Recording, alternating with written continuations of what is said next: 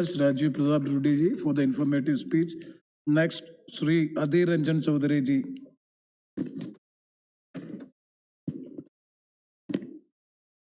Thank you, sir. Our Honorable Finance Minister has displayed her inexhaustive patience of offering rapt attention to all the members deliberating on the budget. Before going into details, I must say that budget documents are perceived to be the roadmap for the future. But here, what I have found, that there may be a map, but there is no road in these budget documents. If the budget document is nothing but a sheer rigmaroles and rambling stories coupled with enigmatic and intricate words, much to the confusion of the common people. I would like to raise few points in this house, because after the presentation of the budget, our leader, Sri Rahul Gandhi ji, depicted it as a zero budget. That is why Madam Sita Ramanji taunted our leader Rahul Gandhi ji that he is speaking UP type भाषण. UP type क्या होते हैं मुझे पता नहीं, लेकिन सीतारामन जी आप जानती होंगे यूपी टाइप का क्या अर्थ होते हैं, इसका अंतर्निहित अर्थ. हमारे नेता राहुल गांधी जी ये बार बार कहते आ रहे हैं कि हमारे देश में नौकरी की सृजन होना चाहिए, हमारे देश में लोगों को और तरह और हर एक किस्म के सहूलियत देना चाहिए. राहुल गांधी जी दो इंडिया की बात किया, जरूर किया. One India belongs to haves and the other India belongs to have-nots. What is the fault of it? आपकी एक नौजवान ये digital boy Modi ji RSS factory से लाके यहाँ खड़ा किया. उन्होंने कल भाषण में बोलते रहे कि सोशलिज्म के चलते हमारा देश तहस नहस हो गए. नेहरू जी की सोशलिज्म की अंतर्निहित अर्थ सबको समझना चाहिए. नेहरू जी ये कहते socialistic pattern in our society. 1955 में जब आबादी सेशन में नेशनल ये कहा था कि socialistic pattern in our society. इसमें क्या गलती है, इसके अंतर्निहित आपको समझ नहीं आते हैं. इसका मतलब ये नहीं कि नेहरू जी को ये बड़ी सदन में गाली गलौज किया जाए. ये डिजिटल बॉय, ये डिजिटल जो बॉय यहाँ कहते थे कि हिंदुस्तान में कोई अनएम्प्लॉयमेंट है ही नहीं, एक ही अनएम्प्लॉयड है हमारे लीडर राहुल जी. अच्छा किया आपने. हमारे लीडर जब करवा साज बोलते हैं आपको जलन जरूर होंगे और आप उनको खिलाफ गाली गलौज देंगे, इसमें कोई हमें दिक्कत नहीं. लेकिन आपकी सरकार की राज्यसभा में कल बजट में क्या कहा, हम उल्लेख करता हूं इंडियन एक्सप्रेस की आज की तारीख की जो न्यूज निकली उसका उल्लेख करना चाहते हैं. On Wednesday during the debate on budget 2020-23 the government inform Rajya Sabha that more than 25,000 Indians died by suicide due to either unemployment or indebtedness between 2018 and 2020. Please don't quote the Rajya Sabha. Why? No. Yet not Rajya Sabha. It is paper. It is paper. You can quote the paper. Indian Express paper. Yes, you can quote the paper. No, it is paper. What is this? No. According to the data, suicide among the unemployed have been increasing and touched a high of 3548 in 2020. The growing stress due to unemployment is in line with the persistently high levels of unemployment acknowledged even by the government's own, no Rajya Sabha, government's own annual surveys known as the periodic labor force survey. इसका मतलब क्या होता है, इस सदन में कहा जाता है कोई अनएम्प्लॉयमेंट नहीं है, दूसरी सदन में सरकार की अपनी सर्वे, मेरे सर्वे नहीं, सरकार की अपनी सर्वे कहते हैं कि हमारे देश में लेबर फोर्स पार्टिसिपेशन अभी कम है. मतलब हमारे निर्मला सीतारमण जी मुझसे ज्यादा इस विषय पे जरूर उनकी जानकारी होगी। तो मैं ये सलाह दूंगा ये सत्तापक्ष की सारे नेताओं को, सारे नुमाइंदे को, कि एक कहावत है, एम्प्टी वेसल साउंड्स मच। आप बिना जानकारी लेते हुए, बिना समझते हुए आप नेहरू जी के खिलाफ बात कहते हैं, उनकी आलोचना करते हैं। ये हमारी जो गरिमा सदन की एक गरिमा को भूलुंठित करते हैं। मैं जरूर हमारी वित्त मंत्री जी से ये आशा करूंगा कि उन्होंने इस तरीके की बयानबाजी को कभी सराहना ना करे, क्योंकि कल जब देखता था कि उन्होंने टेबल थपथपाती थी तो मुझे बहुत बुरा लगी। ये ड्रेस एंड अमर्त्य सेन क्या कहे जानते हैं? ये ड्रेस एंड अमर्त्य सेन कहा है कि India now is looking more than the islands of California in the sea of sub Saharan Africa. तो हैव्स एंड हैव नॉट जब राहुल गांधी जी अकेले नहीं, ये दुनिया की बड़े बड़े लोग ये कहते हैं, और मैं आंकड़ों के साथ आपको ये बताने का जरूर कोशिश करेंगे।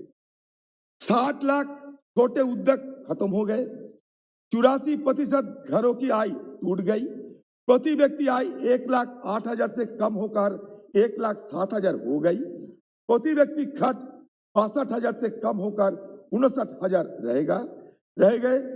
4 करोड़ 60 लाख लोग गरीबी रेखा के नीचे धकेल दिए गए। पढ़ने वाले बच्चों का, खासतौर से गरीब और ग्रामीण अंचल में, उनका भविष्य अंधकार में चले गए। जिस प्रकार से कुपोषण की संदर्भ में देश 116 मुल्कों की सूची में 101 नंबर पहुंच गया, बेरोजगारी शहरों में 8% पार कर गई है और गांव में 6%, और जो मुद्रास्फीति है, महंगाई जो है वो 12% को पार कर गई, और कंज्यूमर प्राइस इन्फ्लेशन भी 6% को पार कर गई। इसलिए ये बजट का सार अगर देखे तो ये जरूर कहूंगा, it is the budget which may be summarised as a zilch. इसमें कुछ है ही नहीं, कोई सार नहीं है, हवाबाजी जरूर हुई है, लेकिन हकीकत कुछ अलग बयान देते हैं। देश के गरीब के प्रति, देश की नौकरी पेशा व्यक्ति के प्रति, देश के मध्यम वर्ग के प्रति, देश के किसान के प्रति, देश के अनुसूचित जाति और जनजातियों के लोगों के प्रति, और ग्रामीण अंचल में रहने वाले, शहरों में रहने वाले साधारण मजदूर के प्रति ये क्रूर मजाक ये देश लोग ये इस देश के लोगों के साथ है। इसलिए प्लीज आप बैठिए ना। इस देश के गरीब प्लीज के नो प्रति, देश इंटरप्शन, के nothing will go on record except the speech of Adhir Ranjan ji. देश के अनुसूचित जाति के प्रति ये nothing will go on record except the Modi speech ji, of Adhir Ranjan ji. Modi ji please आप बैठिए दिखाया था, मोदी जी हिंदुस्तान का सपना दिखाया था, हम अच्छे दिन लाएंगे। अब हिंदुस्तान की बेरोजगार क्या कहते हैं जानते हैं? प्लीज मोदी जी लौटा दे मेरे बीते बुरे दिन, मोदी लौटा दे मेरे बीते बुरे दिन। ये हम नहीं कहते, हिंदुस्तान की बेरोजगार कहते हैं। अब पता कर लो, गरीब की मदद के लिए एक शब्द बजट में नहीं है, रोजगार सृजन के लिए बजट में एक शब्द नहीं है, महंगाई पर नियंत्रण के लिए बजट में एक शब्द नहीं है, गरीब तक पैसा पहुंचाने के लिए बजट में एक शब्द नहीं है, बजट में किसी वर्ग को टैक्स रिलीफ देने के लिए एक शब्द नहीं है, लोक कल्याण की जैसी रद्दी की टोकरी में फेंक दिया गया है।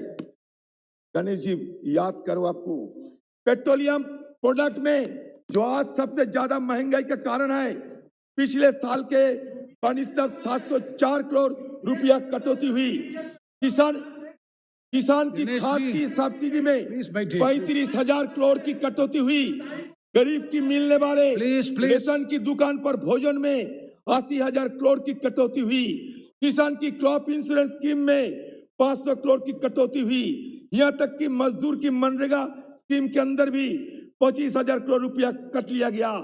27% इस देश में गरीब, साधारण और मध्यम वर्ग को मिलने वाली राहत में कटौती की गई, जो अपने आप में एक निर्दयतापूर्ण निर्णय है। शायद पूंजीवादी और पूंजीपति जिस प्रकार के मित्र हैं वो तो माफ कर दे, पर इस देश के गरीब और मध्यम वर्ग भारतीय जनता पार्टी की इस मोदी सरकार को कभी माफ नहीं करेगा। वजह इसकी गरीबों को राहत दी जाए, वजह इसकी बहुत अमीर 142 लोग जो है जिनकी पूंजी 23,14,000 करोड़ से बढ़कर आज 53,16,000 करोड़ हो गई, उनसे अपनी पूंजी साझा करने के लिए कहा जाए। ये सरकार ने एक पूंजीपति बजट दिया। हम पूंजीपति के खिलाफ नहीं है। आपका सोच और हमारा सोच में फर्क ये होता है कि जानते हैं, हम क्रोनी कैपिटलिज्म की विरोध करते हैं। हिंदुस्तान में पूंजी का विकास हमारी जमाने में हुए हैं, स्वर्गीय राजीव गांधी के जमाने में इंफॉर्मेशन टेक्नोलॉजी हुए हैं। अब नेहरू जी की बात करते हैं। प्लानिंग कमीशन 1950 नेहरू जी बनाया था, election commission 1950 Nehru ji, supreme court 1950 Nehru ji, RBI 1949 Nehru ji, finance commission 1952 Nehru ji, national development council 1952 Nehru ji, Indian statistic institution Nehru ji, national council for applied economic research Nehru ji, central statistical organisation Nehru ji, national survey जिसको आप हर वक्त जिक्र करते हैं नेहरू जी। प्लीज, अरे आपका स्पीकर्स काउंट करेगा, मिनिस्टर भी है रिप्लाई में। अरे आप बैठे ना, मंत्री जी सुनते हैं ना, मंत्री जी सुनते हैं। प्लीज इसलिए हमारे नेता राहुल जी कहा था कि ये बजट दो हिंदुस्तान की बजट है। एक इंडिया है, एक भारत है। One belongs to have and another belongs to have not. इसमें क्या गलती है? अच्छा बता रहे हैं आपको, चिंता ना करो। या कल परसों गाना भी होते थे हमारे जयंत सिन्हा जी, उनको तो देखने में लगता है प्रोजेक्ट पर्सनालिटी, फिर उन्होंने भी रोमांटिक बन गए, गाना गाने लगे कि काम किया तो डरना क्या वगैरह वगैरह। लौता जी की भी उन्होंने जिक्र करने लगे। तो मैं ये जरूर कहूंगा, सजन रे झूठी मत बोलो, खुदा के पास जाना है, न हाथी है न घोड़ा है, पैदल ही वहां जाना है। ये भी थोड़ा याद कर लो। मैं ये कहता हूं, अब बताइए, सत्ता पे आने का समय मोदी जी ये नहीं कहा था कि 2 करोड़ महीने नौकरी देंगे? अभी इन 7 years instead of creating 14 crore jobs, 12 crore 20 lakh jobs have been lost in last 2 years alone. मेरी ये नहीं, ऑक्सफैम रिपोर्ट है। Unemployment is at 7.9% in January 2022. Unemployment rate for those between the age bracket of 20 to 28 years is 28%. हमारे सीतारामन जी कहती है कि 2022-23 में 60 लाख नौकरी की इंतजाम करेंगे। मैं पूछ सकता हूं, ये क्या 2 करोड़ प्लस 60 लाख या 2 करोड़ माइनस 60 लाख और 2 करोड़ एकदम बात सिर्फ 60 लाख? मुझे पता नहीं, क्योंकि ये कंफ्यूजन है इसमें। ये 2 करोड़ प्लस 60 लाख मतलब 2 करोड़ 60 लाख या नहीं, बताइए। आप कहते हैं कि 5 ट्रिलियन इकोनॉमी की बात तो सुनते आ रहे हैं, ये रोड मैप क्या है 5 ट्रिलियन इकोनॉमी की? आपके कहते हैं कि मैन्युफैक्चरिंग में 25% हम जीडीपी के हिस्सा बनाएंगे। ये 25% जीडीपी के मैन्युफैक्चरिंग में हिस्सा बनाने के लिए क्या का रोड मैप है? किसी को पता नहीं। ये मोदी जी का विजन है, वो विजन को पता है, हमें किसी को पता नहीं। तो मोदी जी जानते हैं अगले दिन हिंदुस्तान में क्या होने वाला है, क्योंकि क्या क्या जुमला बनाने वाले हैं, क्या क्या जुमला बनाना चाहिए मोदी जी के अलावा हम कैसे इसको पता चलेगा? आप ये आइए किसान की डबल रोजगार की बात आपने कहा था, मैं नहीं। डबल इनकम, किसानों की डबल इनकम। आज 700 किसान की मौत हो गई, 700 किसान की मौत हो गई। 3 काले कानून मजबूरन वापस लेने पड़ी, दिल से नहीं, मजबूरन लेने पड़ी। किसानों के प्यार से नहीं, मजबूरन आपको लेने पड़ी। अच्छा गणेश सिंह जी, आपको क्या हुआ? आप प्लीज बैठिए ना।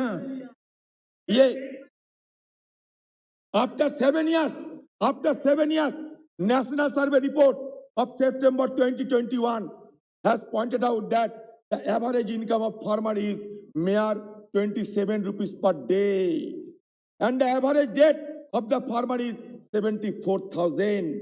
The double whammy is that the per hectare cost of farming has been increased by 25,000 per hectare per year.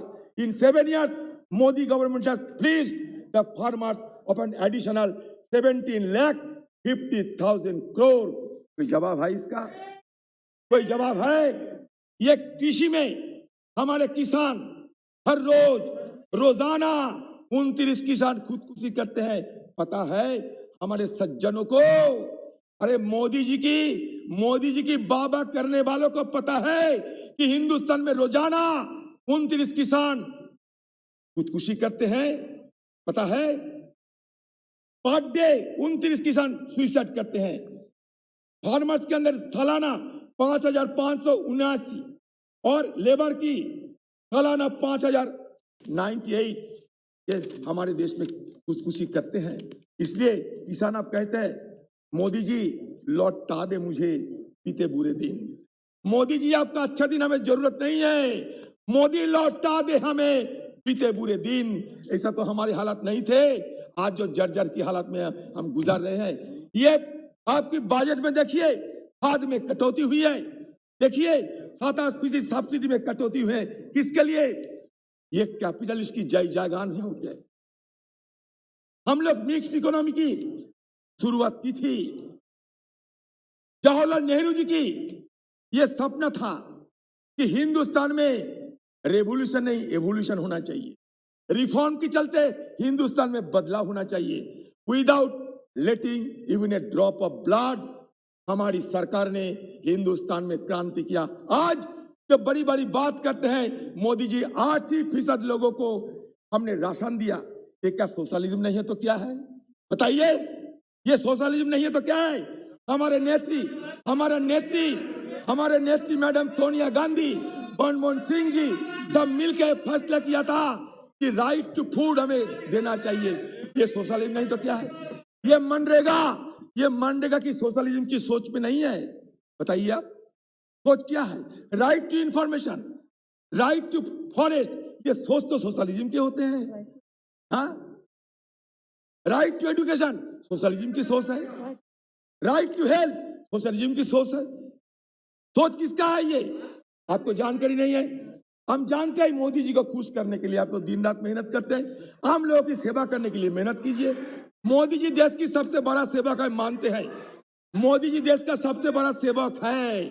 जिन सेवक को अपने हवाई जहाज के लिए 4,500 करोड़ रुपया खर्चा करना पड़ता, जिस सेवक को अपनी गाड़ी चढ़ने के लिए 16 करोड़ रुपया खरीद करके गाड़ी खरीदना पड़ता, ये सेवक है। हमारे जवान को लेकर बहुत बड़ा बात होते हैं। 1 रैंक 1 पेंशन चालू हुई, बताइए मैडम, बताइए आप 1 रैंक 1 पेंशन चालू हुई, 80 लाख ब्लैक मनी लौटाई अपने लौटाई। आपको पूछना चाहते हैं मैं, इसलिए कुछ कहने का पहले कुछ सोच के बताइए, अच्छा लगेगा। हम भी तर्क चाहते हैं। मैं छोटा सा एक मिसाल के तौर पर आपको कहना चाहते हैं। क्रूड ऑयल 2014 में $109 पर बैरल था। उस समय हिंदुस्तान में पर लीटर पेट्रोल की भाव था 68 रुपया। अभी 2022 साल क्रूड ऑयल अंतर्जातिक मार्केट में क्रूड ऑयल की भाव 78.85 पर बैरल। कितना वृद्धि है? वृद्धि नहीं है, कम हुई है। हमारी तुलना कम हुई है 28%, लेकिन आप कितने दाम लेते हैं? 110 रुपया पर लीटर, मतलब दामों में इजाफा 62%। डीजल में दामों में इजाफा हमारी तुलना में 67%। एलपीजी में हमारी तुलना आपकी जमाने में इजाफा 117%। टमाटो में आज हमारी जमाने में 18 रुपया किलो था, आज 35 रुपया किलो। कितना इजाफा? 84%। कैप्सिकम हमारी जमाने में 33 रुपया 1 किलो, आज 72 रुपया 1 किलो, इजाफा 118%। आप क्या कहोगे? एक के बाद मस्टर्ड ऑयल हमारी जमाने में 90 रुपया, आज हो गया 185 रुपया पर लीटर, मतलब 105% इजाफा। कोकोनट ऑयल हमारी जमाने में थे 145 रुपया पर लीटर, अब हो गए 370 पर लीटर, 114% इसका इजाफा हुई।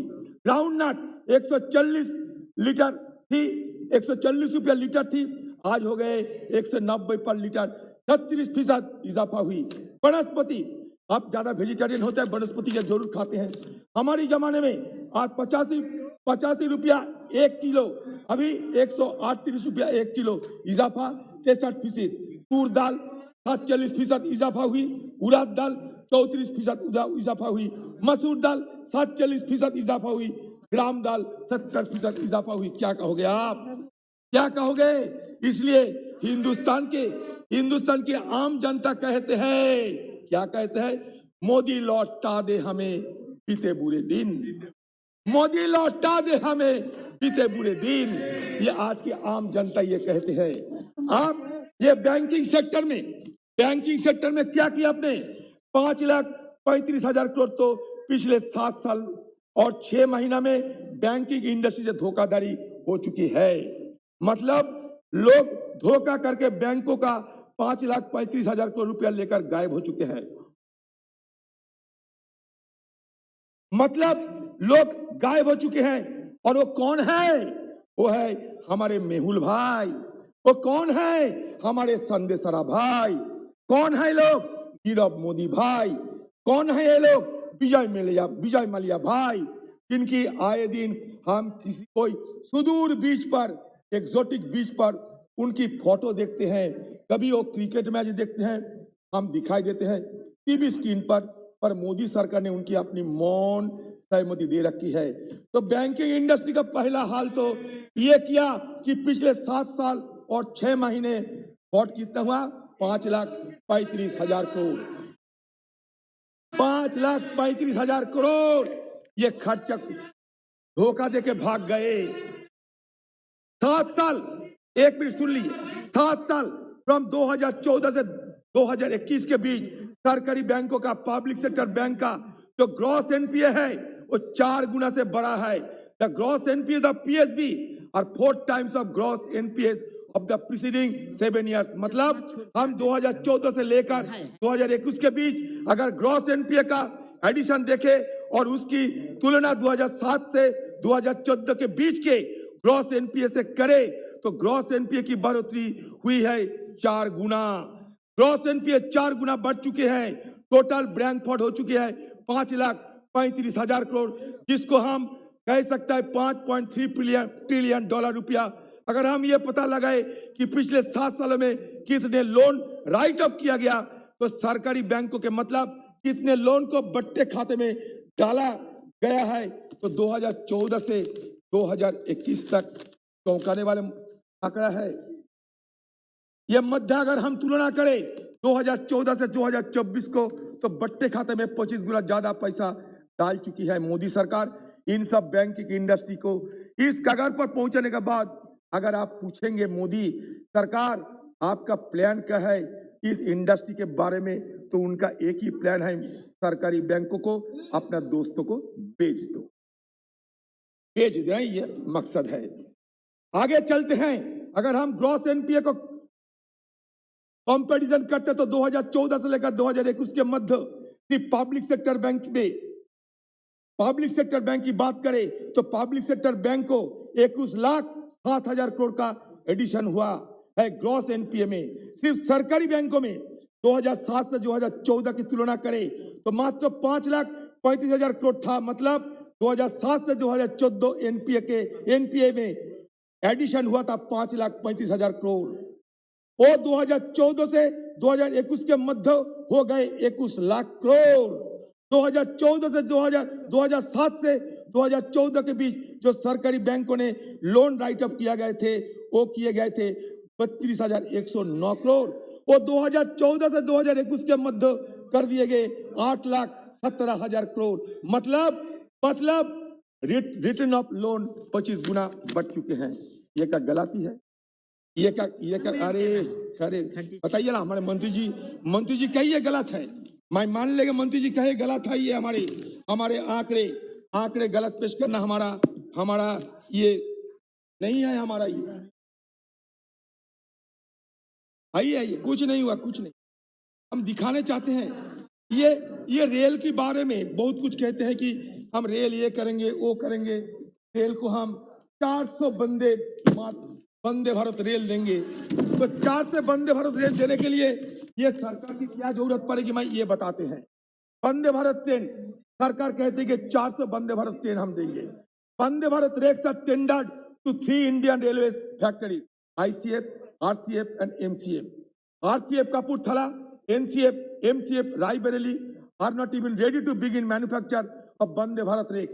ICF Chennai has delivered just 2 Vande Bharat rakes so far since 2018. The existing target was 104 rakes by 2024.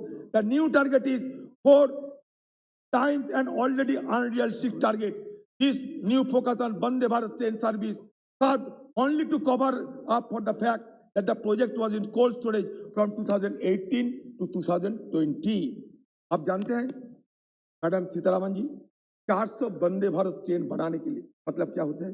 133 train हर साल। आपने कहा कि 3 साल में मैं खत्म करूंगा 400 वंदे भारत, इसका मतलब 133 ट्रेन सालाना, हर महीना 11 ट्रेन, हर वीक 3 ट्रेन। आपको ये इंफ्रास्ट्रक्चर है? आप बताइए, आप ही बताएं, मैं नहीं बताऊंगा। हर हफ्ता 7 ट्रेन, हर हफ्ता 7 ट्रेन बनाने की आपका नहीं है। ये ऑपरेटिंग रेशियो, रेल का ऑपरेटिंग रेशियो सुनिए। The operating ratio of the railways was 98.36% in 2029-20 against the target of 95%. The CAG termed this the worst operating ratio in the last 10 years. I know CAG. Operating ratio is a measure of efficiency and refers to the expenses for every rupees 100 earned. A higher operating ratio is therefore what? As it reflects the amount that has to be invested to earn a rupee of revenue. Furthermore, the CAG reasoned that if we account for the expenditure incurred in providing pension payment, then the operating ratio would further increase to 114.35%. ये हमारा हालात है train की, इसके बारे में बाबा यहाँ हो रहे हैं। यहाँ कह जा रहे थे कि एयर इंडिया की प्राइवेटाइजेशन की बात, हम एयर इंडिया के प्राइवेटाइजेशन के खिलाफ इसलिए करते हैं, जरा सुन लीजिए। With the privatization of Air India, the airline market in India has become a duopoly.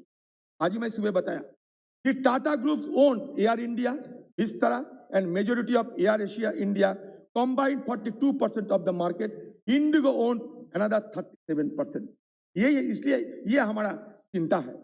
This effectively reverses the liberalization policy of the 1990s, which moved the airline market away from a duopoly into a competitive sector. This investment without consideration of market concentration will force future government intervention. अपने government intervention नहीं किया। For instance, after killing the competitive telecom sector in India and seeing the rise of duopoly, the government was forced to nationalize Vodafone India to prevent it from shutting down. There are also concerns around valuation. The Air India privatization will only yield about rupees 2700 crore to the government in cash. In terms of debt, the Tata Group will take on only 25% or 15,300 crores. The bulk of the debt, 75% or 46,260 हो गया madam, 262 crore will remain with the government. यही हमारा शंका है। ये शंका हम कहाँ बताए, इसलिए मैडम को यहाँ बताने आए हैं। हमें गाली गलौज जितना देना है दे दीजिए, कोई हमें परवाह नहीं। हमें इसलिए परवाह नहीं क्योंकि चुनौतियों से यार कभी डरना नहीं। जीने के पहले तुम्हें मरना नहीं। इस जहां से पाँव तेरे खींचेंगे सभी, पर बड़े जो कदम पीछे करना नहीं। ये हमारा तर्क है। ये हमारा तर्क के साथ मैं ये बजट को पूरा विरोध करते हुए मेरा वाणी को विराम करता है। नमस्कार। मान्य सभाध्यक्षರೇ,